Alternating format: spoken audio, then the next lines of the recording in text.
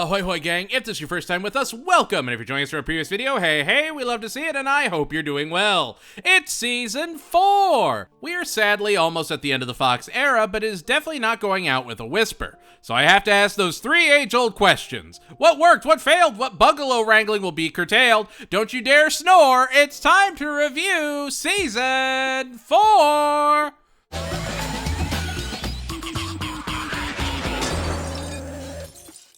While making foil popcorn in the microwave while watching a star go supernova, the Planet Express crew end up getting taken to Roswell, New Mexico in 1947, a direct reference to the Roswell incident. Bender ends up getting blasted through the windshield and blown into a ton of pieces that Zoidberg has to collect while everyone else goes into town. Leela and the professor looking for a microwave, and Fry looking for his grandpa, with Professor Farnsworth warning Fry that if anything happens to his grandfather, he'll cease to exist.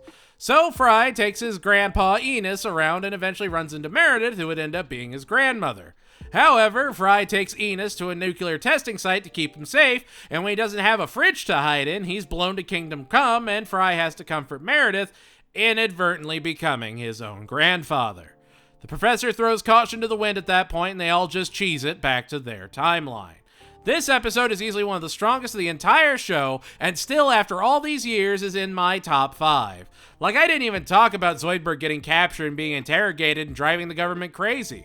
This episode was so good, it won an Emmy. And you know what it beat? Bobby Goes Nuts. The King of the Hill episode where that's Bobby's purse and he does not know you. The performances are top-notch, the jokes are super sharp, and there's never a dragging moment to the entire episode. It is a perfect 23 minutes and is one of the most pivotal events of the entire series. Fry became his own grandfather, and because he did that, he doesn't have a delta wave so he could stop the brain. Like, it's not just some dumb time travel episode, it just works on every single level and shines brilliantly. A Roswell that ends well is a foot-soaking bin including 10 out of 10.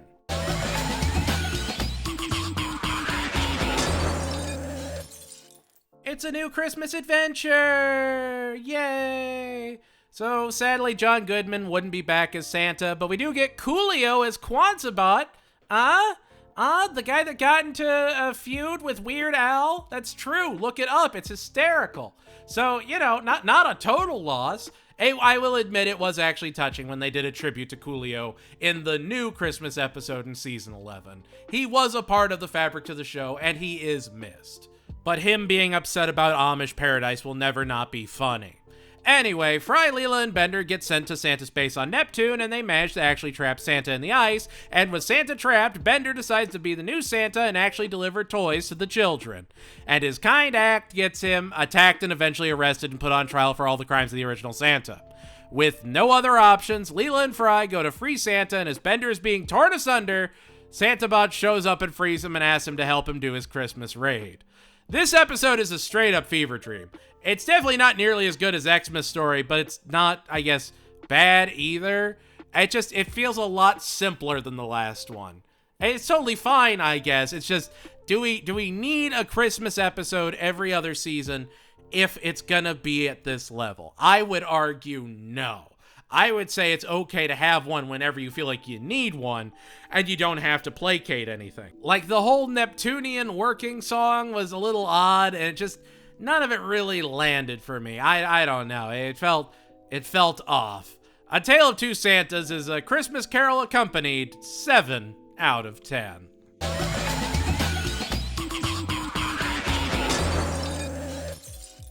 It's the new Anthology of Interest, and it's something else. The first story is What If Bender is Human? He'd have no self-control and would just scarf down junk food and drink until, sure enough, they're rolling him into the symposium for Farnsworth to accept his award, and then he just stops breathing. Every time they roll him, he goes woo because air's just escaping his fat folds.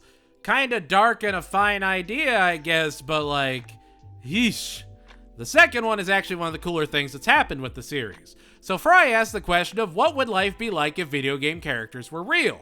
Sure enough, Earth is being invaded by old game characters and they have to work with General Pac-Man to save the day. Now, one of the coolest parts about this is that when the invaders land, they say all your base are belong to us. which if you don't know the reference just sounds like a dumb thing for a video game character to say. But it's actually a line from Zero Wing, an old Sega Genesis game, and one of the earliest widespread examples of a meme. But even then, it gets weirder. The story would be part of the inspiration for Pixels, the short by Patrick Jean that would get adapted into the Adam Sandler movie, Pixels, which even if you hate the movie, which is understandable, it's not great, but like an anthology minisode of Futurama had that much impact. It's something to celebrate, you know? You never think that it would have that kind of impact in the grand scheme. The third story is a Wizard of Oz one where Leela wants to find a home and ends up wanting to be a witch. It's fine. It's definitely nowhere near as good as the last Leela anthology, but it's a fine cool down from the Fry story. Overall, it's a perfectly fine episode. It's not reinventing the wheel and it's not trying to. Sometimes a dumb episode is just dumb, and that's okay. Anthology of Interest II is a couch co-op compatible 8 out of 10.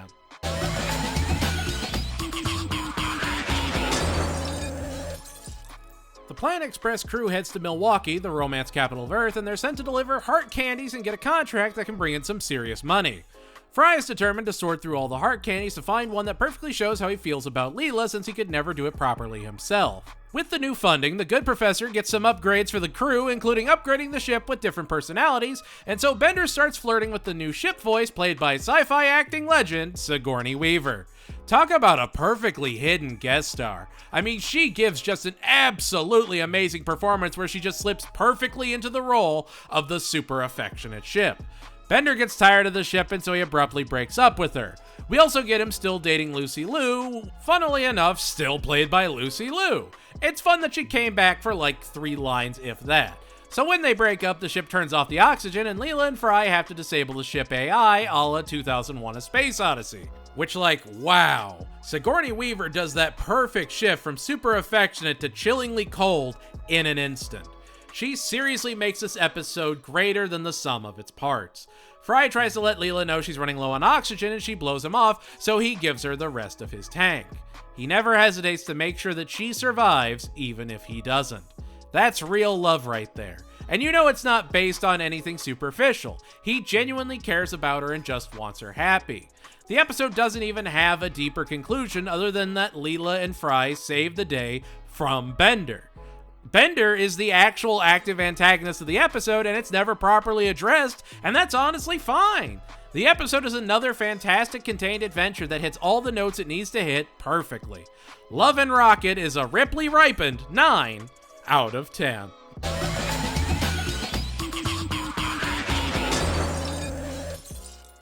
When Professor Farnsworth develops a very important machine that makes glow-in-the-dark noses, it also produces a ton of toxic waste that he pays Bender to get rid of, and he literally just pours it into the sewers. I don't know why you would think it was anything else. Leela is also honored with an award at the Orphanarium, and we see how she was first discovered on the doorstep in the rain. Sure enough, Bender's dumping as the mutants yanking the 3 into the catacombs to enact justice. They're getting ready to dump them when 2 hooded mutants stop the crane, and Leela finds a shrine to herself while they run away. The hooded mutants talk to the mayor, and he agrees to let them all be exiled from the sewers instead of being taken out, and when Leela is tired of not having any answers, she dives into the radioactive sewers and risks mutation to find out who the hooded mutants are. Only, when she gets into the sewers and manages to swim across and get out, she's unfazed. She hasn't mutated at all and runs off beyond confused by it. This is something we even saw when they visited the Slurm Factory back in the 2nd season. This is something that's actually been set up if you watch the show in order, and this episode is the payoff of all of Leela's arc to this point, and I mean, you know what's coming. You've seen the episode, I have to imagine. Fry has the professor look into the letter Leela's parents left, and when Leela confronts the two, Fry reveals that the hooded figures are her actual parents. She's not an alien. She's a mutant that her parents gave up so that she could actually have a real shot at life because she could fit into real society. We then see that throughout her life, they'd been watching her from afar. They were looking out for her, leaving her gifts, and just wanted their daughter to be happy and have a better life than they could ever provide. Leela has parents, a connection she always wanted. She's not alone anymore. Again, it's an evergreen, heartfelt story. It's something that's been set up since the beginning of the show. Leela has always felt isolated and just wanted a family. And now she actually has both her work family and her real one. This episode is beautiful, and the conclusion is what sells the entire thing as one of the strongest written episodes of the entire show. Leela's Homeworld is a heart-wrenching 9 out of 10.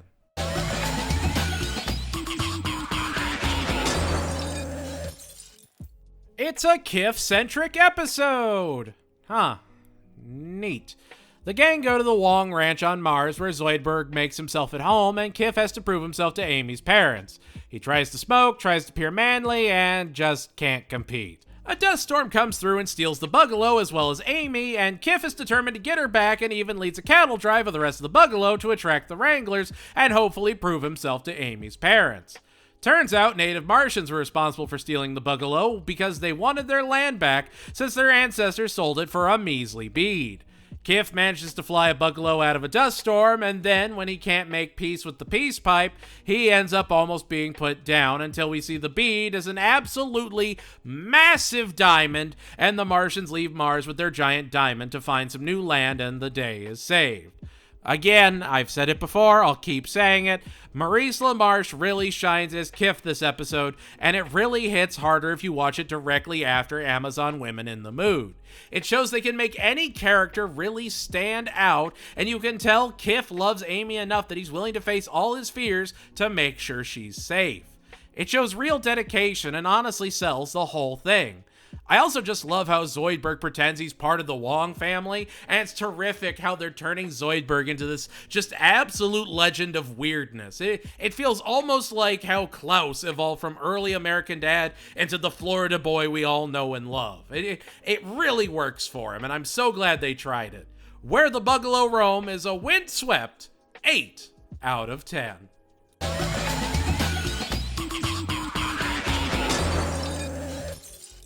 Bender feels like he's going to be forgotten one day, and he's determined to leave his mark on the world. It really plays off of his passion for cooking and music. He wants to make sure he has done something that allows him to be remembered eternally. The Planet Express crew even do a fake funeral to show that they'll always remember him, and he doesn't take their speech as well. The gang then go to an Egypt planet where they're co-opted into helping build a Pharaoh's pyramid. Bender starts streamlining the building process, and when the Pharaoh suddenly passes, thanks to Bender, Bender takes over as the new Pharaoh, determined to be remembered eternally, and when he's just never happy with what they're doing, they end up entombing Bender with Fry and Leela, and they have to escape as his monument crumbles in on itself. Bender cries as they fly off, and I mean, you do feel for Bender, but also his hubris was something else. It's just, he's never satisfied. There's never anything they could have done that would have been good enough for him. And Bender himself questioning his mortality is ironic. Even earlier in this season, we saw that he lasted for 1,000 years. Actually, longer than 1,000 years, because he was stuck in Roswell. His head was buried, and he was still able to turn himself on and be perfectly fine. He's not gonna be gone for thousands of years. So for him to worry about this is kind of nonsensical, which also kinda works. He feels more and more human as the series has gone on. Ironically, this feels like a part 1 of a weird 2-parter. Now, I know even this order isn't like set in stone, but as a marathon in the like Hulu order, it kinda really adds to the next episode. A Pharaoh to Remember is fine. The jokes just drag a lot, and it felt like the episode knew where it wanted to end, but not how to get there. It feels rushed in a lot of ways, and I don't know. It's a very okay episode. A Pharaoh to Remember is an entombed 7 out of 10.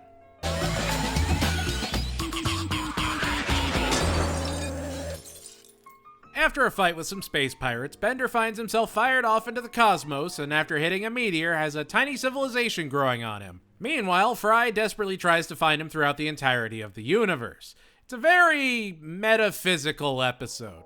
The civilization on Bender starts to worship him as a god, and he involves himself in their affairs, usually bringing devastation. When he does nothing, they fall apart as well. He floats in the great nothing and encounters something akin to God. This god talks about how if you do anything, you need to make it seem like you didn't do anything at all.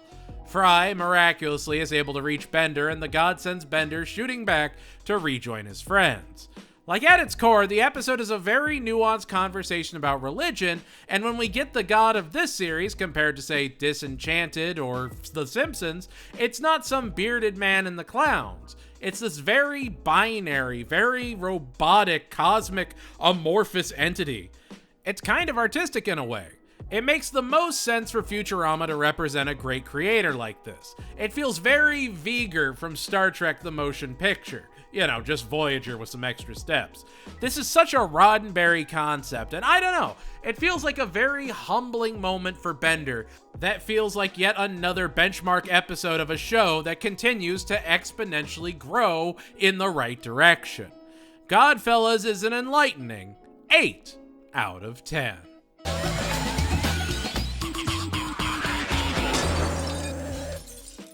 While Fry and Zoidberg sneak out of a stock meeting, they end up at a Cryogenics Anonymous group, and Fry runs into an 80s Gordon Gekko-esque businessman who suffered from bonitis but is ready to take over the future. And so this shark of a safety dancing man is voted in as the head of Planet Express and starts sculpting Fry into the perfect protege. I'll say this, I wish this 80s guy was a special guest star. Don't get me wrong, Dave Herman does a great job with the character and really was bringing us all to Futurama. He does it all the time. It just feels like this role was screaming to have someone in it. Just anyone. Get Charlie Sheen. You got a couple years before he got that 2.5 Men money. And so yeah, he goes in direct competition with Mom, furloughs the entire Planet Express crew, and ends up trying to sell to Mom and make amends. The episode really just hinges on this Gordon Gekko guy being this inspired and absolutely shady deal maker. It's completely and utterly fantastic. It's just an episode slathered in great jokes about corporate America that have honestly aged super well. Capitalism, it's what's for dinner. They make fun of Apple's Orwellian commercial back in the 80s, satirize the FedEx 90s rebrand, and it's just jokes that land because of the landscape, not the time period. Future Stock is just absolutely terrific and one of the most memorable episodes of the entire series, and it's easy to see why. Future Stock is a buying low and selling high 10 out of 10.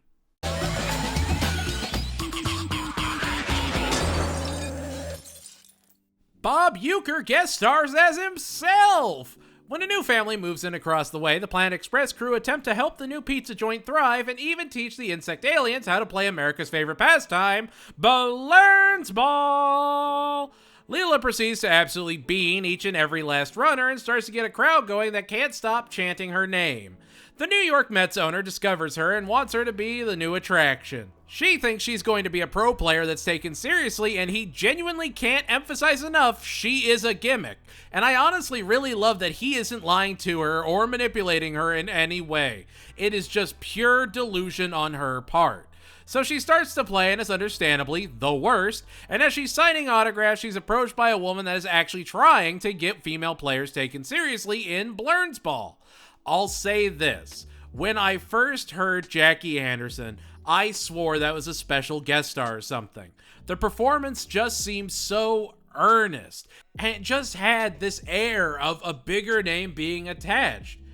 And then wonderfully enough, it was actually Dawn Lewis playing her, someone we'd been hearing since A Voyage to Remember as Hermes' wife La Barbara.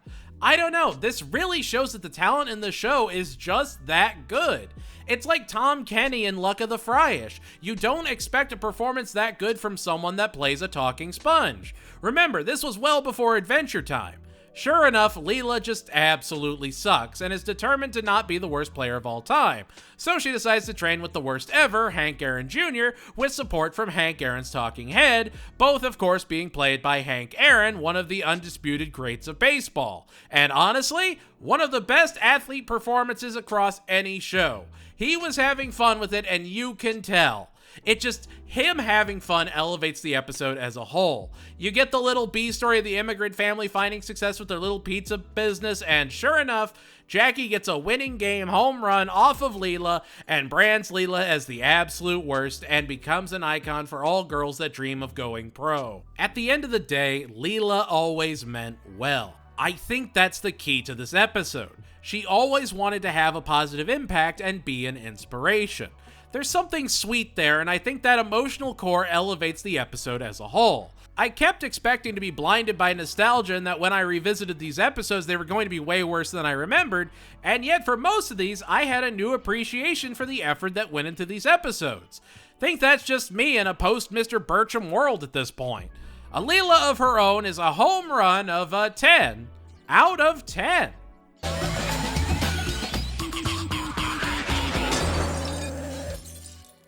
Alright, this is my favorite episode of the entire show. I don't care. I'm not going to pretend. I'm not going to front. This is it. I apologize for nothing.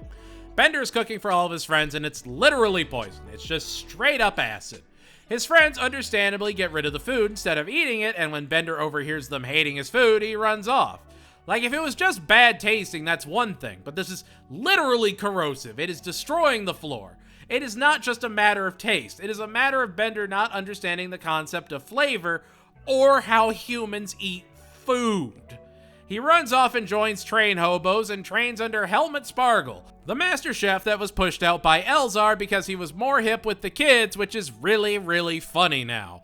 Fun fact, Emerald was one of the judges for the first season of the next Food Network star. And you want to guess who won that season? Guy Fieri. Talk about a passing of the torch right there. Emerald passed that torch and then went straight to Top Chef. Bender gets a vial of pure flavor, and this is when we get to the bulk of the episode. The majority of the episode is a parody of the classic redubbed episodes of Iron Chef that used to air on Food Network late at night. Transition noises and all. And like the little B story of Zoidberg lying about breaking a bottle and framing Fry is great, don't get me wrong. It's easily one of the best Zoidberg's ever been a part of. And he feels so immediately racked with guilt over blaming Fry, and it's terrific. But yeah, it's just a super faithful parody of a late-night cult classic cooking show, and it's amazing! We get the judges, Bubblegum Tate, Morbo, and Martha Never a Snitch Stewart, and this might actually be the best writing we've ever seen for Morbo, and I don't know, you can tell everyone understood the assignment and really channeled that classic Iron Chef aesthetic. Elzar and Bender fight in the Battle of the Soylent Green, and Bender wins after splashing everything with the essence of pure flavor that's just water laced with a hint of LSD. A whisper of it, if you will. Again, the voice acting is one of the biggest elements to why this show is such an absolute success. There is so much passion, and again, like it's based off something that's effectively as creatively complicated as MXC. Seriously, watch some Iron Chef on like Pluto TV and then revisit this episode and you'll love it even more. The 30% Iron Chef is a 3 out of 3 judges approved, 10 out of 10.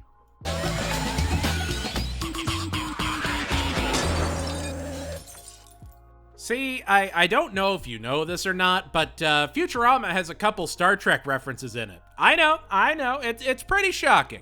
If you need a second, I understand.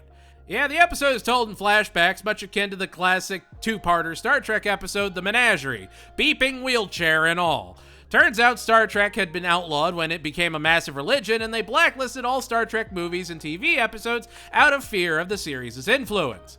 We get the return of Leonard Nimoy, as well as the rest of the guest stars of the episode, which, you guessed it, is a bunch of Star Trek TOS actors.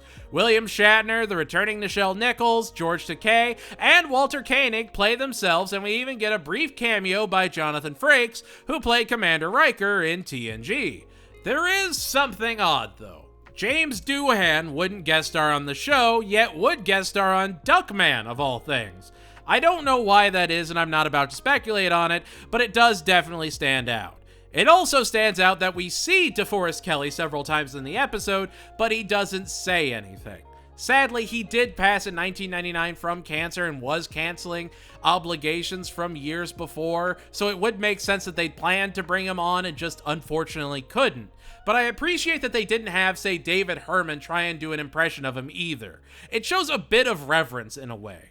Fry and the gang take Nimoy to the Forbidden Zone, and he reunites with his friends who have all been given their bodies by the ultimate Star Trek fan, Melvar, who starts a Star Trek convention now that he has the closest thing to a completed collection minus a flame-grilled Welchie. He has them do his fanfic episode, he has them fight the Planet Express crew, and when the Planet Express crew have to team up with the TOS cast to get away and save the day when they're caught and questioned by Zap mid-chase. Like, if you couldn't notice from all the episodes before it, this is your pretty over-the-head message that, like, hey, we like old Star Trek. It's a great little ride that's a celebration of old Trek, and it never feels like it's just a cash grab or like they're just trying to get star appeal. They have earned a Star Trek episode like this, and they took it and ran with it in a way no other show has been able to replicate since. I don't know. I look back at this season and it's just pretty much all solid. There's some low points, sure, but they're only low in comparison to massively high peaks. And where no fan has gone before is the K2 to Lucka the Fryish's Everest. Where no fan has gone before is a beamed up 10 out of 10.